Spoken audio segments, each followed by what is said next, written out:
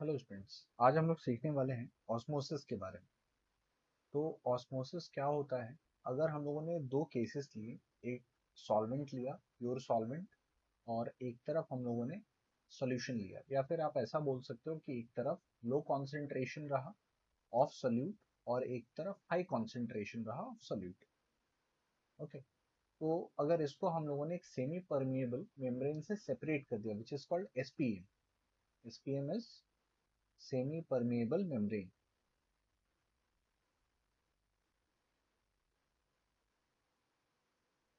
Parchment paper हो सकता है, सेलोफेन हो सकता है।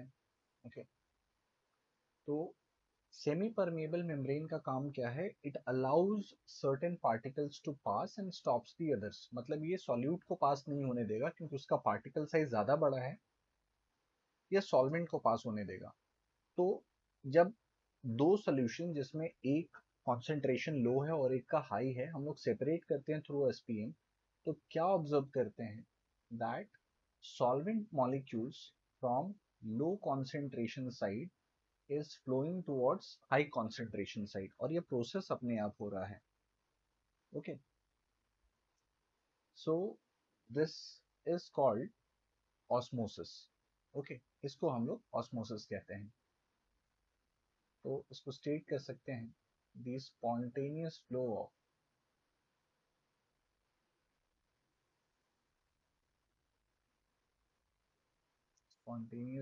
solvent molecules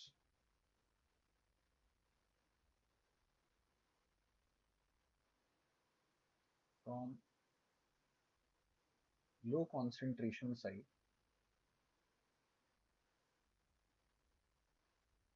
to high concentration side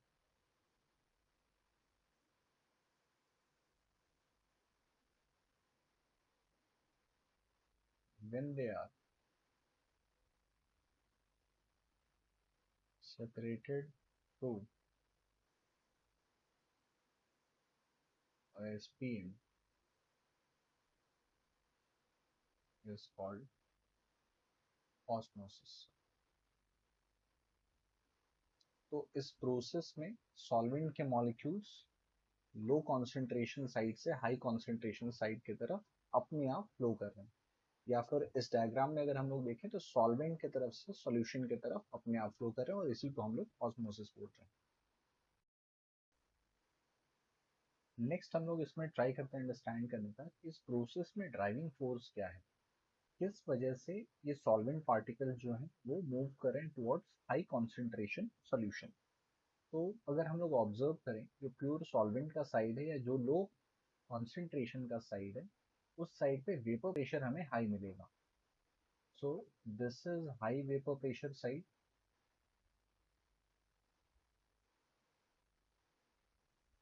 high vapour pressure side. और कॉन्सेंट्रेशन जहाँ पे ज़्यादा है, मतलब नॉन वोलेटाइल सोल्यूट का अमाउंट जिस तरफ ज़्यादा है, that will be low concentration side. Sorry, concentration ज़्यादा है, that will be low vapour pressure side. Low vapour pressure.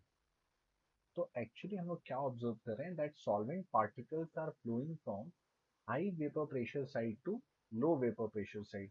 तो अब यहाँ पे सेंस बन रहा है कि ड्राइविंग फोर्स जो है वो वेपर प्रेशर का डिफरेंस है। सॉल्वेंट फ्लोज फ्रॉम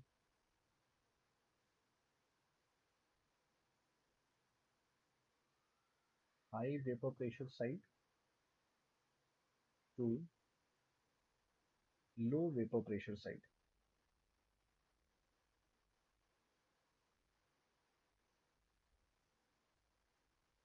ओके, तो इसका मतलब है वेपर प्रेशर का जो डिफरेंस है, अगर वो हम लोग बाहर से ऐड कर दें, तो उस केस में ये प्रोसेस स्टॉप हो जाना चाहिए। तो एक्सटर्नली प्रेशर यहाँ पे P18 एटमॉस्फेरिक प्रेशर यहाँ अप्लाई हो रहा है, और हाई कॉन्सेंट्रेशन की तरफ भी P18 अप्लाई हो रहा है। तो अगर हम लोगों ने हाई कॉन्सेंट्रेशन की तरफ कुछ एक्स्ट्रा प्रेशर लगाया आउटसाइड से, दैट इज पाई, तो जैसे ही एक्स्ट्रा प्रेशर यहाँ पे लगाएंगे, हम लोग क्या ऑब्जर्व करते हैं? सॉल्वेंट का फ्लो जस्ट स्टॉप कर जाता है। So that extra pressure which when applied on the high concentration side just stops the flow of solvent molecules is called osmotic pressure, या जो जस्ट ऑस्मोसिस को स्टॉप कर दे उसको हम लोग ऑस्मोटिक प्रेशर बोलते हैं। तो ये पाई यहाँ पर ऑस्मोटिक प्रेशर है। ऑस्मोटिक प्रेशर को डिफाइन कर लेंगे हम लोग। ऑस्मोटिक प्रेशर क्या होगा? Osmotic pressure pi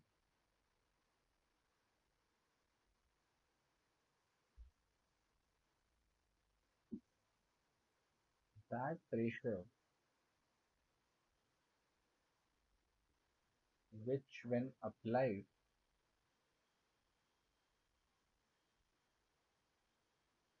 on the high concentration side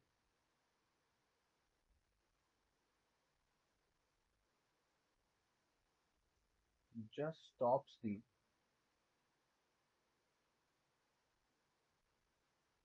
flow of solvent molecules, या फिर हम ऐसा बोल सकते हैं, और just stops the osmosis, stops the process of osmosis is called osmotic pressure. Okay. तो पाई का इक्वेशन यहाँ पे हो जाएगा pi equals to C R T, where pi is osmotic pressure,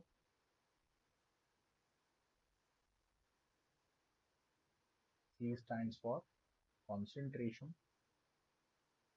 concentration in terms of moles per liter, molarity का value है ये। R will be gas constant,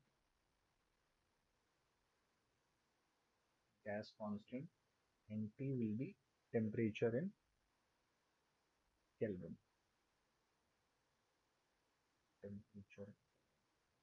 तो values of R क्या choose करना है हमें? If R is 0.082 atm liter mole inverse Kelvin inverse, तो उस केस में प्रेशर का यूनिट हो जाएगा atm। If R is equal to 0.083 bar liter mole inverse kelvin inverse, then pressure का यूनिट हो जाएगा बार। तो नॉर्मली हम लोग इन दोनों में से ही किसी एक यूनिट में चेंज करेंगे और उसके बाद उसको दूसरे किसी यूनिट में ट्रांसफॉर्म कर सकते हैं। जैसे अगर एटीएम रहा तो उसको टॉर में या एमएमएचजी में भी चेंज किया जा सकता है। तो 1 ATM is equal to 760 torr और 760 एमएमएचजी। 1 बार रहा that will be equal to 10⁵ pascal. तो सारे यूनिट्स में इजीली ट्रांसफॉर्मेबल है ये। नेक्स्ट हम लोग यहाँ पे देख लेंगे रिवर्स ऑस्मोसिस। तो पहले हम लोगों ने देखा ऑस्मोसिस स्पॉन्टेनियस प्रोसेस है, वो अपने आप हो रहा है। और फिर इसके बाद जब हम लोग ऑस्मोटिक प्रेशर अप्लाई करते तो spontaneous flow of solvent molecule जो है वो स्टॉप कर जाता है, ऑस्मोसिस स्टॉप कर जाता है वहां पे। क्या होगा अगर हम लोग वो प्रेशर एक्सीड कर जाए, यानी जो प्रेशर ऑस्मोटिक प्रेशर है उससे ज्यादा प्रेशर अप्लाई कर दें, तो हम लोग ऑब्जर्व करेंगे कि सॉल्वेंट मॉलिक्यूल्स हाई कॉन्सेंट्रेशन से लो कॉन्सेंट्रेशन की तरफ फ्लो करना स्टार्ट करेंगे। ठीक है। So when the pressure applied, the pressure applied on higher concentration side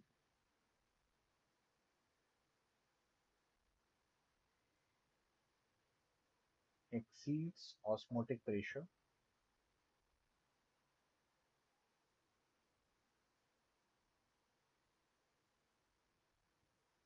solvent starts flowing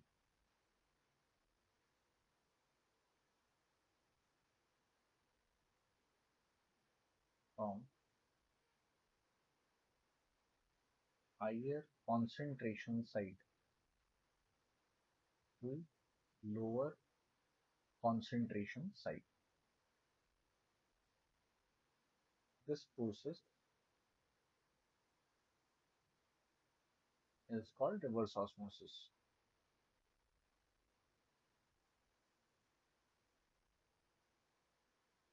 Okay. तो रिवर्स ऑस्मोसिस को इन शॉर्ट हम लोग आरओ भी बोलते हैं। तो आरओ वाटर प्यूरिफायर्स जो हमारे पास है उसमें रिवर्स ऑस्मोसिस ही यूज होता है। And since reverse osmosis is a non spontaneous process, इसमें एनर्जी हमें ऐड करनी पड़ेगी। तो इसलिए कोई भी आरओ वाटर प्यूरिफायर जो है वो विदाउट इलेक्ट्रिसिटी एक्ट नहीं कर सकता, बिकॉज उसे एक्सटर्नल एनर्जी की रिक्वायरमेंट है। तो this is reverse osmosis. Next कुछ टर्म्स है, हम लोग उसको अंडरस्टैंड कर लेते हैं। तो फर्स्ट एक आता है आइसोटोनिक। आइसोटोनिक का मतलब क्या होगा ये देखते हैं। तो किसी भी दो सॉल्यूशंस का अगर ऑस्मोटिक प्रेशर सेम है then they are called isotonic in nature. हम उसको ऐसा लिख सकते हैं,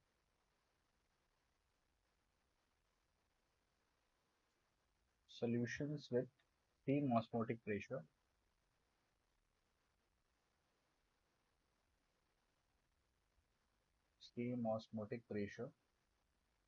are said to be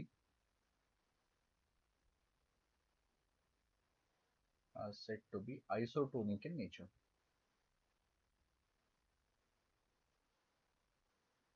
okay, तो जिनका ऑस्मोटिक प्रेशर सेम है उनको हम लोग आइसोटोनिक बोलेंगे। तो एक एग्जांपल लेकर के इसको अंडरस्टैंड कर लेंगे।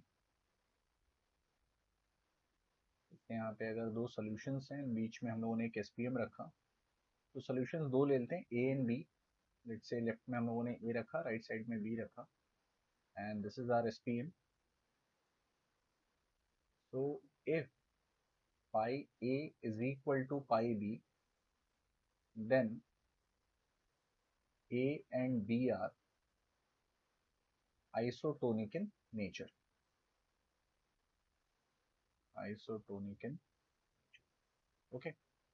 प्लस इसमें और क्या है, अगर सॉल्यूशंस आइसोटोनिक हो गए तो सॉल्वेंट का फ्लो ना तो A से B के तरफ होगा ना तो B से A के तरफ होगा। तो there is no flow of solvent, no flow of solvent from either side.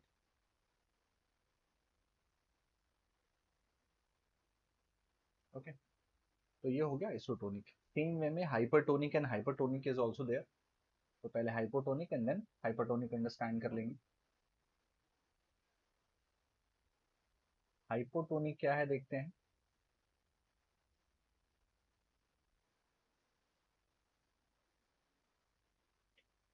तो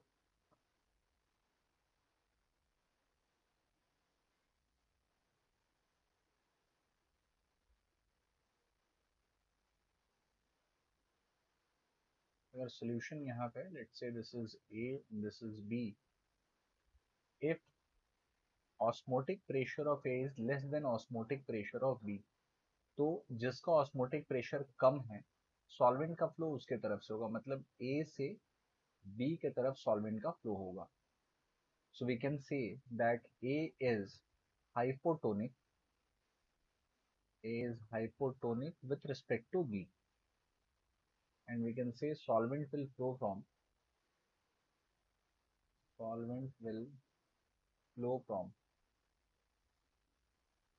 A to B side।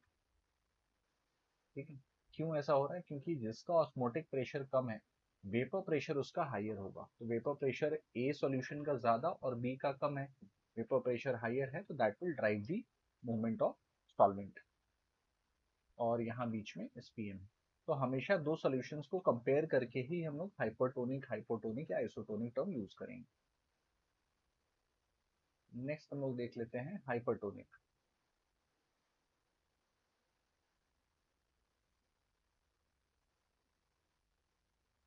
तो if you go in hypertonic, तो इसमें क्या होगा, सेम दो अरेंजमेंट ले लेते हैं, दो सॉल्यूशंस ले लेते हैं ए एंड बी।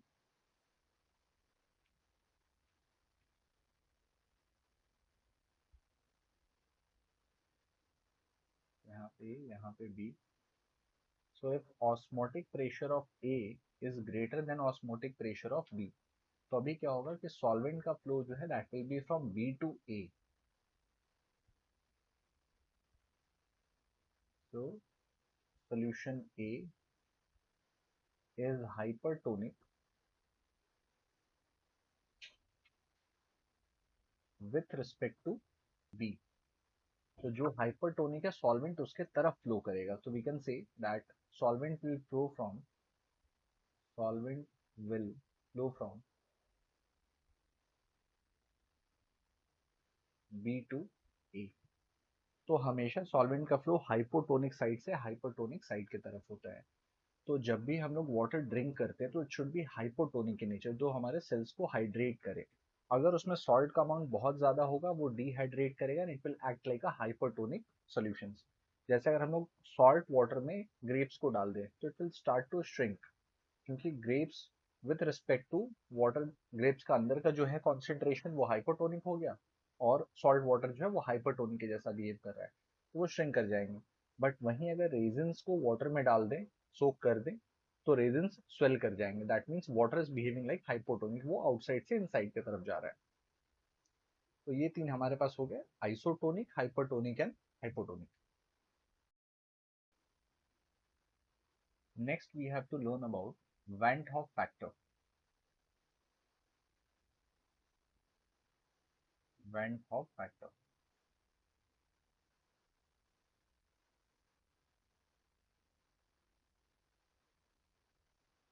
तो वैन ऑफ फैक्टर को हम लोग स्टेट कर सकते हैं as I.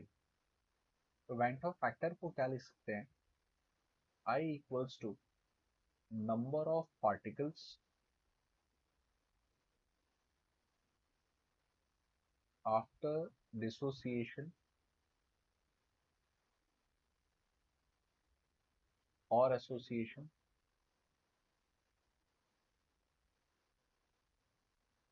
Divided by number of particles before dissociation और एसोसिएशन, बिफोर डिसोसिएशन और एसोसिएशन। नाउ अब हम लोग वेंट ऑफ फैक्टर को क्यों इंट्रोड्यूस कर रहे हैं, बिकॉज कॉलिगेटिव प्रॉपर्टी जब हम लोगों ने डिफाइन की तो हम लोगों ने ऐसा बोला that these are the properties which depends upon the number of solute particles.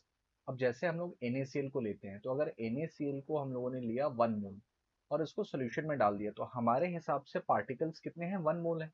But NaCl water में जाते ही आयनाइज कर जाएगा and it will form two things, Na plus ion and Cl minus ion. तो Na प्लस आयन का number कितना हो गया, 1 मोल, और Cl माइनस का कितना, 1 मोल। तो हमारे हिसाब से NaCl 1 मोल ही ऐड किया है, बट पार्टिकल्स जो एक्चुअल सॉल्यूशन के अंदर में है, now they are 2 moles, 2 moles of ions are there. तो जो प्रॉपर्टी ऑब्जर्व होगी that will be according to 2 moles. तो जो हम लोगों ने आंसर्स प्रेडिक्ट किए हैं वो चेंज हो जाएंगे, वो आंसर्स नहीं मिलेंगे वहां पे। And that is why we need to understand about van Hoff factor. ठीक है, तो वेंट ऑफ फैक्टर फाइंड कैसे करना है वो देख लेते हैं। तो for non electrolytes,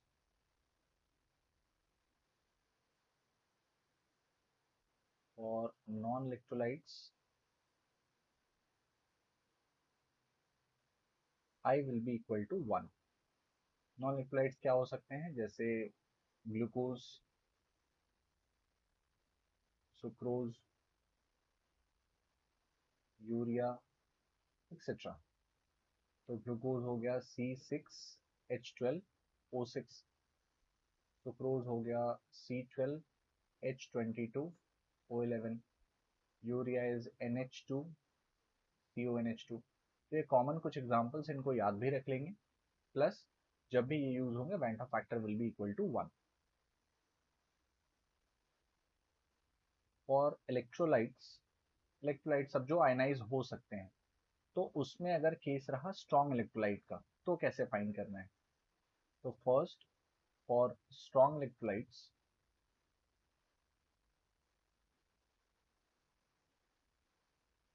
for strong electrolyte, Van't Hoff factor is equal to number of ions formed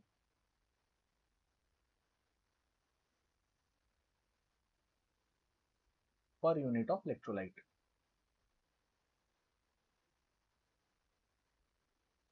per unit of electrolyte। तो इसके एग्जांपल में जैसे अगर देखें, if you take NaCl, तो NaCl will form Na plus and Cl minus, दो ions बन रहे हैं, Van't Hoff factor will be equal to 2। Magnesium chloride अगर लिया MgCl2, इसमें Mg2 plus 2Cl minus, I will be equal to 3। Aluminium chloride, अगर कहीं पे ये स्टेटेड नहीं है कि वीक इलेक्ट्रोलाइट है या अल्फा के बारे में कोई इंफॉर्मेशन नहीं है, will simply assume it to be strong electrolyte, 100% ionisation assume कर लेंगे। तो यहाँ पे आई हो जाएगा 4। ओके, वैसे ही कोई कॉम्प्लेक्स अगर रहा लाइक K4FeCN होल 6, तो कॉम्प्लेक्स में स्क्वायर ब्रैकेट वाला एक पार्ट बनेगा, वो आउट होगा, और जो बाहर वाले आयंस हैं, जो जो काउंटर आयंस हैं, वो एक पार्ट बनेंगे 4K प्लस, और ये पूरा हो गया FeCN होल 6 4 माइनस। तो यहाँ पे 5 आयंस बने, I will be equal to 5। Okay, तो याद रखना है, if it is not given whether the electrolyte is strong और वीक, तो हमें डिग्री ऑफ डिसोसिएशन को 1 मान लेना है। Degree of dissociation is approximately equal to 1 for strong electrolyte।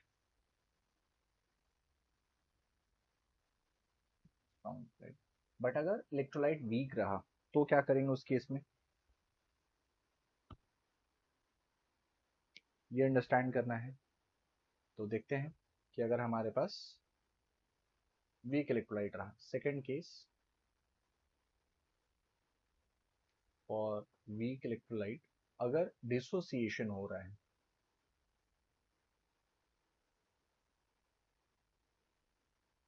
Particles break down कर रहे हैं, तो इसके लिए एक फॉर्मूला है, alpha equals to I-1 upon N-1, where alpha is degree of dissociation,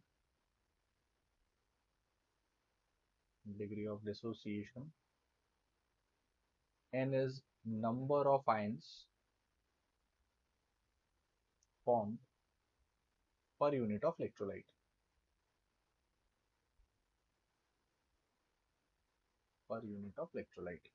जिस इसका एक एग्जांपल लेके देख लेंगे। फॉर एग्जांपल, अगर हमारे पास एसिटिक एसिड रहा CH3COH और इसका अल्फा दिया हुआ है 0.5, तो एसिटिक एसिड को जब आयनाइज करेंगे तो उसमें क्या फॉर्म होगा, CH3COO minus plus H plus. Okay, तो N will be equal to 2, so alpha will be equal to I minus 1 upon N minus 1, alpha is given as 0.5, I minus 1, और since एक unit of acetic acid से दो ions बने, N will be equal to 2, so 2 minus 1, so this means 0.5 is equal to I minus 1, that is I is equal to 1.5, तो I की value यहाँ पे 1.5 हो जाएगी। तो ये हो गया डिसोसिएशन का केस। इसमें ही अगर एसोसिएशन होता है तो कैसे करना है वो भी देखते हैं। फॉर एसोसिएशन,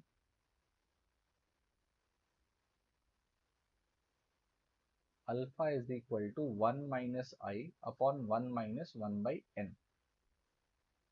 यहाँ अल्फा हो गया डिग्री ऑफ एसोसिएशन,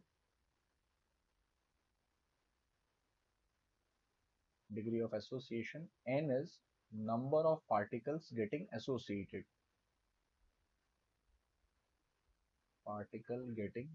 एसोसिएटेड।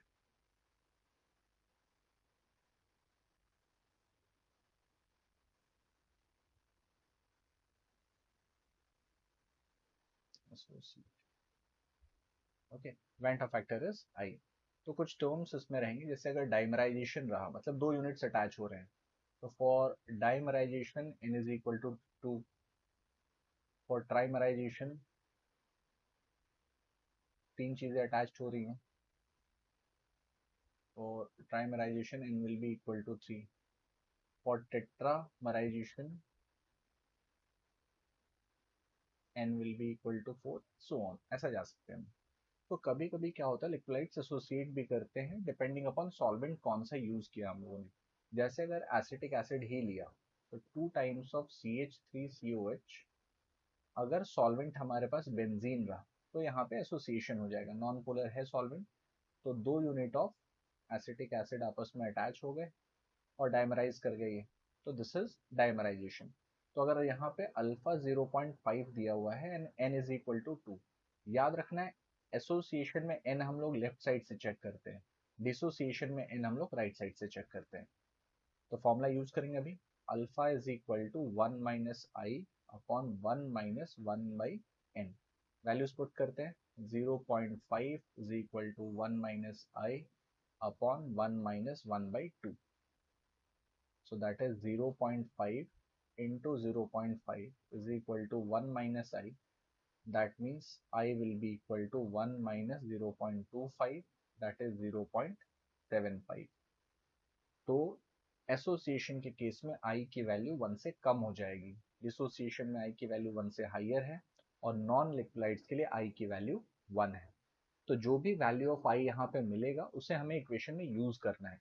अब कैसे उसको यूज करना है वो भी अंडरस्टैंड करते हैं। तो वैन टॉप फैक्टर का एक और इक्वेशन है, I is equal to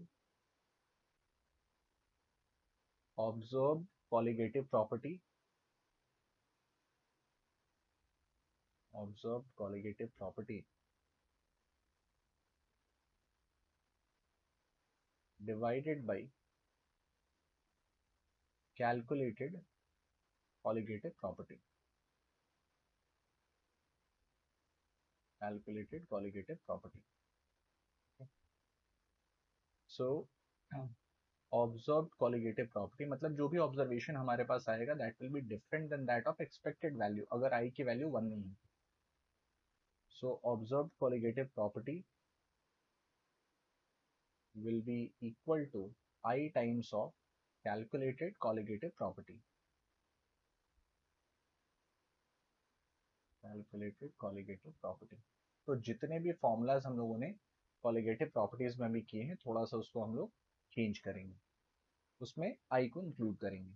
so for RL VP delta P upon P naught of A is equal to I times of XB हो जाएगा, delta TB is equal to I times of KB into M, delta TF is equal to I times of Kf into M, and osmotic pressure pi is equal to I times of CRT।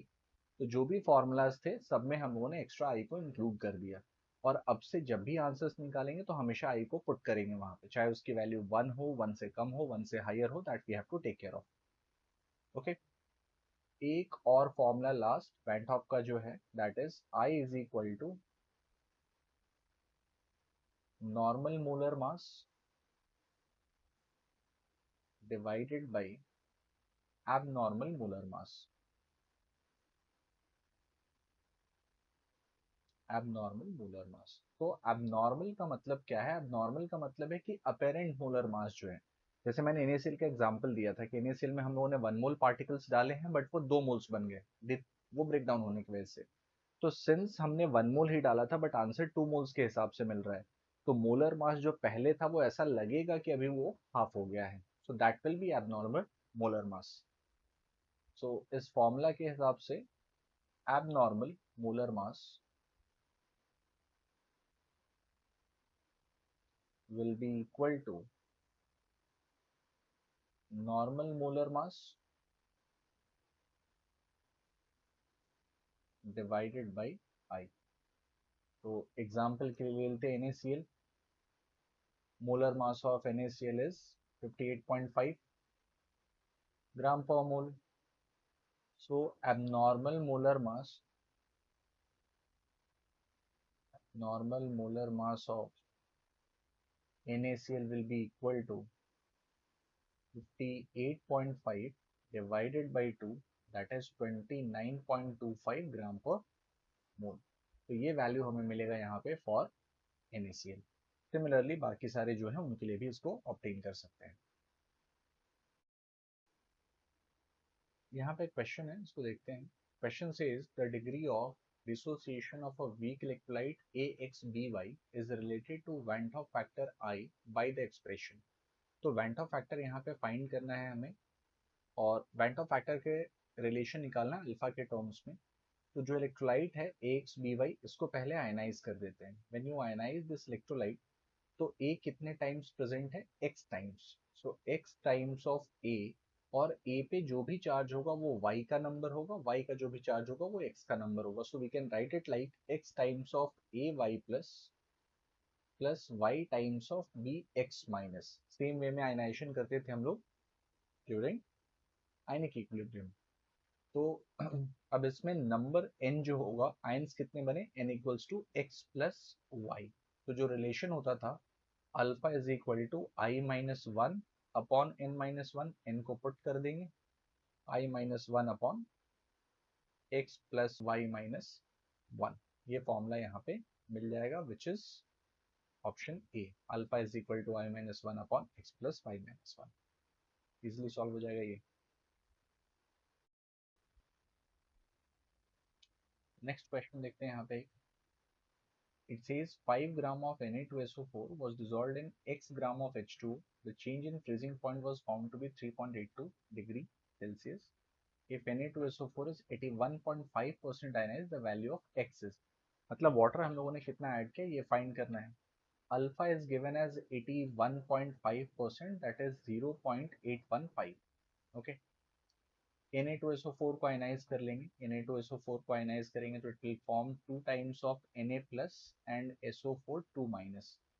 3 ions form हुए. So N will be equal to 3. N की value 3 मिल गई. Then we can go for I. Van't Hoff factor यहाँ पे find कर लें. Alpha is equal to I minus one upon N minus one. So this means alpha that is 0.815 is equal to I minus 1 divided by I minus 1 divided by n minus 1. N is 3 minus 1. So I minus 1 is equal to 2 times of 0.815. So I will be equal to 1 plus 0.815 times of 2 कर देंगे हम लोग. तो ये हो जाएगा 1.63. Check कर लेते हैं एक बार. 1.63 that will be equal to 2.63. तो I की वैल्यू मिल गई हमें 2.63. ओके. नाउ अब इसके बाद फॉर्मूला यूज करेंगे. Delta T F is equal to I times of K F into M. Delta T F की जो वैल्यू है that is 3.82 equals to 2.63 into 1.86 multiplied with Na2SO4 का मास 5 ग्राम है divided by molar mass of Na2SO4 find कर लेंगे हम लोग. 23 into 2 46 plus SO4 का 96 142. 142 सॉल्वेंट ऑफ सॉल्वेंट का मास जो है उसको 1 ग्राम मान लेते हैं मल्टीप्लाइड विथ 1000. ओके. थोड़ा सा सिंप्लीफाई कर लेंगे इसको. तो x will be equal to 2.63 multiplied with 1.86 multiplied with 5 into 1000 divided by 3.82 into 142. उसको कैलकुलेट करके चेक कर लेते हैं. 2.63 multiplied with 1.86 multiplied with 5 into 1000 divided by 3.82 multiplied with 142. तो वैल्यू यहाँ पे जो मिल रहा है that is around 45.09 gram which is approximately 45 gram. So our answer would be option B, 45 gram. Okay, so इस वे में इस क्वेश्चन को हम लोग सॉल्व कर सकते हैं. नेक्स्ट क्वेश्चन में देखते हैं हम लोग. Phenol dimerizes in benzene having Van't Hoff factor 0.54. What is the degree of association? Since ये dimerize कर रहा है, N will be equal to 2 and degree of association we have to find. Van't Hoff factor I is given as 0.54. तो formula यहाँ पे directly apply कर सकते हैं. Alpha is equal to 1 minus I upon 1 minus 1 by N. तो अल्फा we have to find. So 1 minus 0.54 divided by 1 minus 1 by 2. तो ये यहाँ पे होगा 1 minus 0.54 0.46 divided by 0.54 sorry 0.5 0.46 divided by 0.5 is equal to 0.5. 0.92, तो अल्फा का वैल्यू यहाँ पे हो जाएगा 0.92, that is option D, D will be our answer. Next question देखते हैं। A 5.25% solution of a substance is isotonic with 1.5% solution of urea in the same solvent. If density of both the solution are assumed to be equal to 1 gram per cm cube, molar mass of substance will be।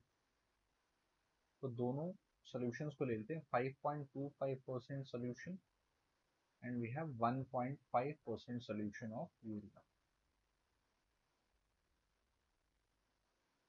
और यहाँ पे unknown substance present था first case में हमारे पास। तो इसको interpret कर लेंगे। इट सेज 5.25 ग्राम, इसका मतलब ये रहेगा 5.25 gram of substance in 100 gram of solution, whereas urea वाले केस में 1.5 ग्राम ऑफ सब्सटेंस और urea in 100 gram of solution.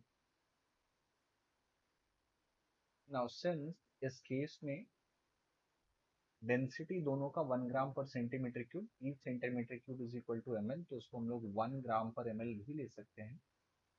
तो ईच ग्राम पर ml, each gram volume is 1 ml, therefore volume of solution दोनों केसेस में कितना हो जाएगा, डेंसिटी मास अपॉन डेंसिटी करेंगे, दैट इज 100 अपॉन 1, ये 100 ml हो गया। वॉल्यूम यहाँ पर भी volume of solution 100 upon 1 that is 100 ml हो जाएगा। तो दोनों के वॉल्यूम भी मिल गए। Molar mass of substance find करना है हमें, that is unknown. Molar mass of urea is 60, find भी कर सकते थे हम लोग, दिया हुआ भी सर, तो दैट इज 60 ग्राम पर मोल।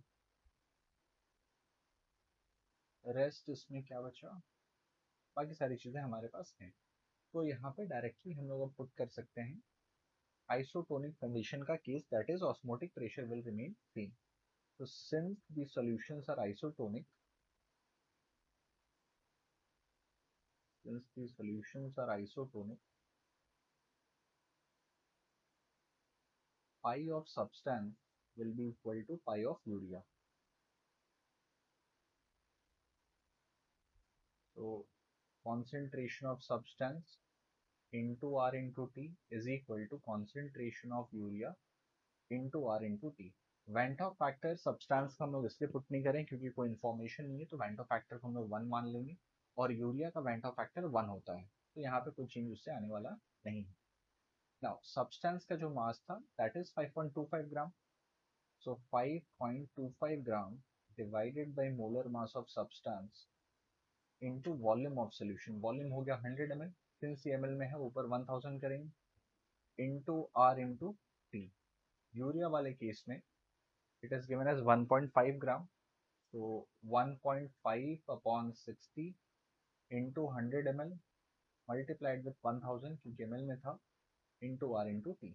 टेम्परेचर सेम है, कैंसिल आउट हो जाएगा, gas constant will be same, ये कैंसिल आउट हो गया, 1000 और 1000 कैंसिल आउट कर देंगे, 100 और 100 भी यहाँ पे ये कैंसिल आउट हो गया।